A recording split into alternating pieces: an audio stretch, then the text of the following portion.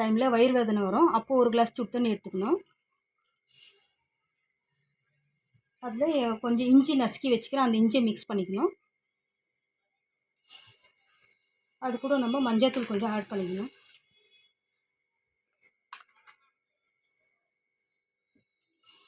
Mix பண்ணிட்டு இதை ஒரு 10 நிமிஷம் அப்படியே விட்டுருணும். 10 நிமிஷம் ஆயிடுச்சு. இப்போ ஒரு 1/2 எலுமிச்சைப்பழம் புழிஞ்சிக்கலாம். அது கூட ஒரு 1/4 டீஸ்பூன் தேன் சேர்த்துக்கிறேன் நான்.